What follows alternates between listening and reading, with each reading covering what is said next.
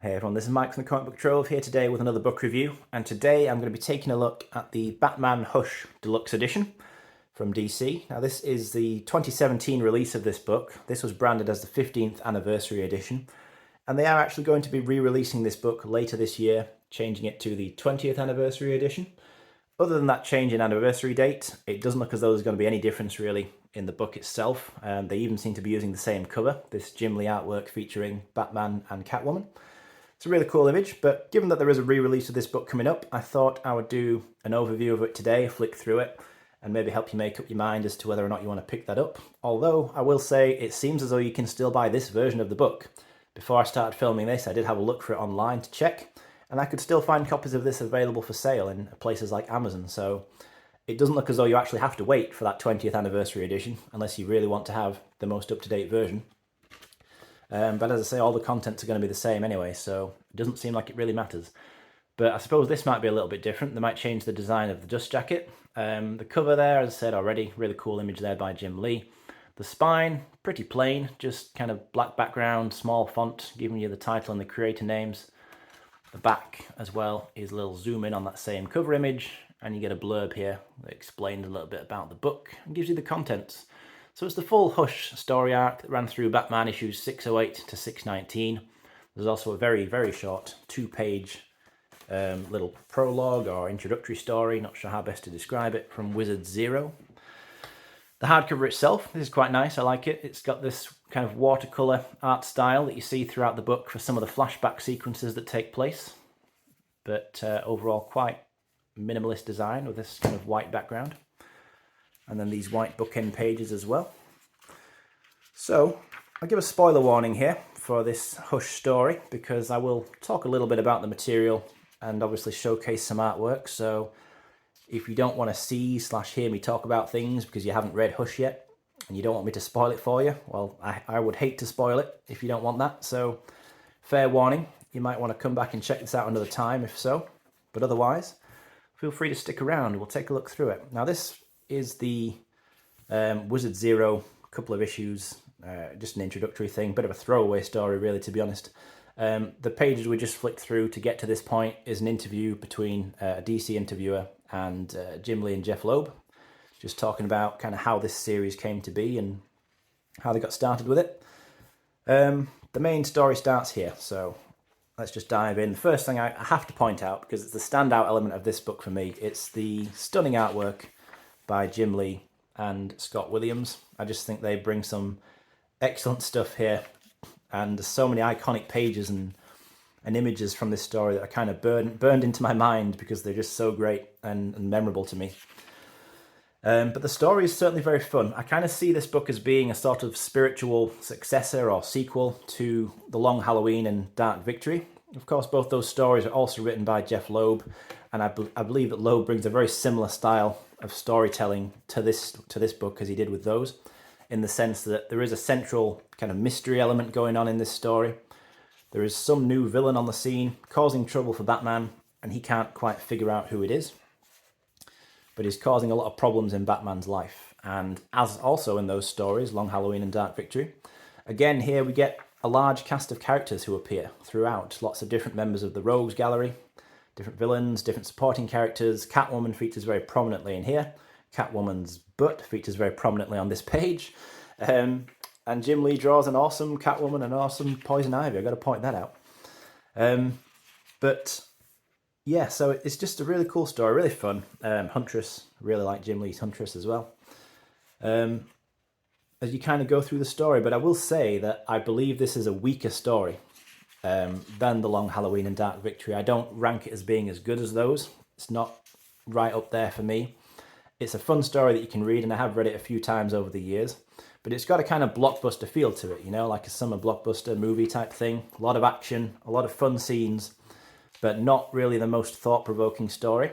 And to be honest, in my opinion anyway, the mystery is not particularly hard to figure out, because what we get through here is the introduction of a new character featuring in the backstory of Bruce Wayne's life, a childhood friend who was up to this point never mentioned, a guy called Thomas Elliot, who was revealed to have been, as I say, his childhood friend, and we see that rather like Bruce Wayne, Thomas Elliot's parents also died in an accident.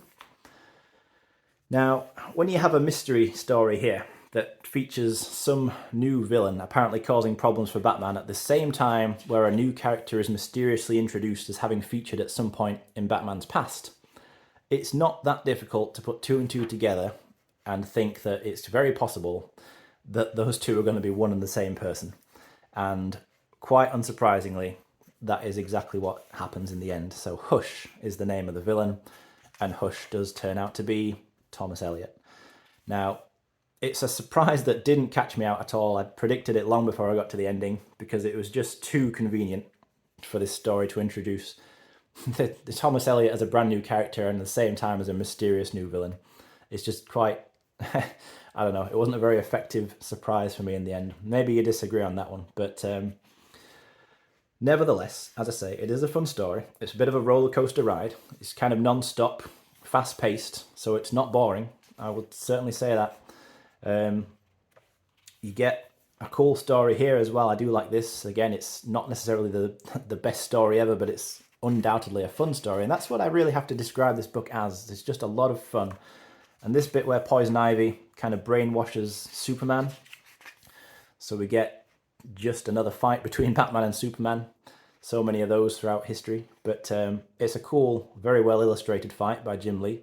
I like how Batman has to use this kryptonite ring to fight against him.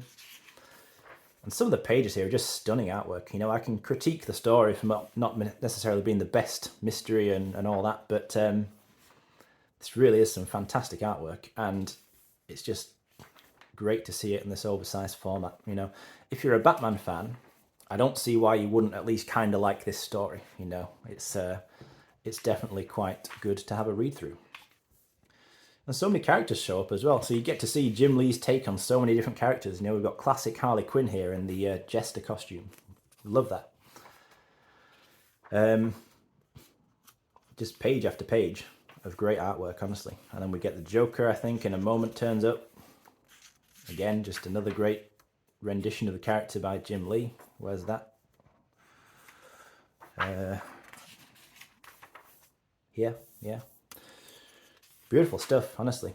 Like, for the artwork alone, this is probably well worth checking out. I mean, unless you're really, for some reason, against Jim Lee's artwork, in which case I would have to advise you don't read this book in that case. But otherwise, just beautiful to have a flick through and admire all this really good stuff. I like this as well. Really nice illustration of different Batmobiles in the cave. You can see all sorts of different ones from the past, from Batman's history. I think is that the Batman Forever Batmobile? Anyway, very cool. Definitely very cool. Nightwing here, Riddler. So many characters show up throughout here. You know, it's a tour de force of Batman's rogues gallery and supporting characters. And I really like the romance story. You know, I've been critical towards that mystery element, which is really the main plot of the story, but I like the romance subplot that runs through here between Bruce and Selina. It's actually well done. I like it. I think that they get, you know, closer together in this story. Their relationship is more on show and more. They're actually in a relationship. It's not just flirtations on the rooftops. You know, they're not just flirting with each other as he chases her and she tries to get away, and they share a kiss or a near kiss. They're actually in a proper relationship. He invites her into the Batcave. She's helping him on the case. It's cool to see that dynamic. I think that up till this point, and for a while after this anyway, they had never been in quite an actual relationship as much as they are here. So that's fun. That's quite nice how they explore that, and it has an interesting conclusion to it as well, where Batman's paranoia is effectively the thing that breaks it up. Because, you know, Batman is a flawed character. You know, his obsession, his paranoia are flaws and faults in his character that often cause him problems in different stories. And that's the case here as well.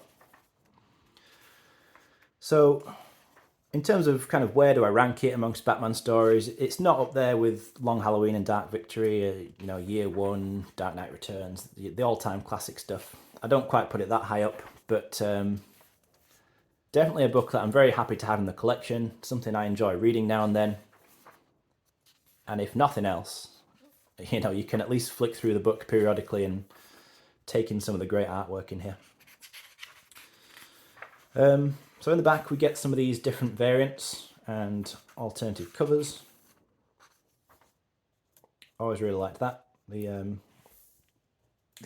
poster image of the heroes, and similarly there's a poster image of all the different villains, both by Jim Lee. Really cool images there.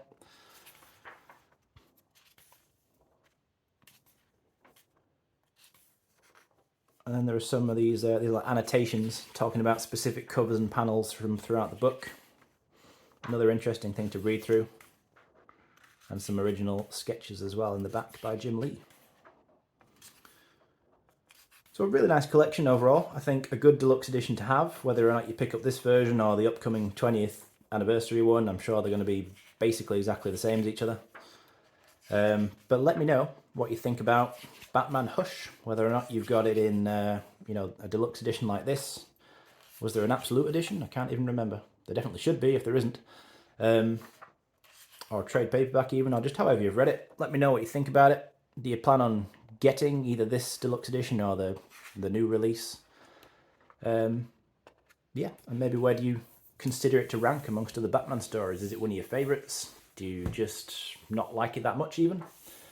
I don't know. Let me know your thoughts on it. Always interested to hear the opinions of others, but I think it's a fun story. It's a good read, and a pretty quick read as well. You know, it's not something, as I say, you don't need to put a whole lot of thought into it. You can just enjoy the ride. That's how I kind of feel about this book. But thanks as always for watching, guys. Appreciate the support. Let me know your thoughts, and I'll be back again soon with something else.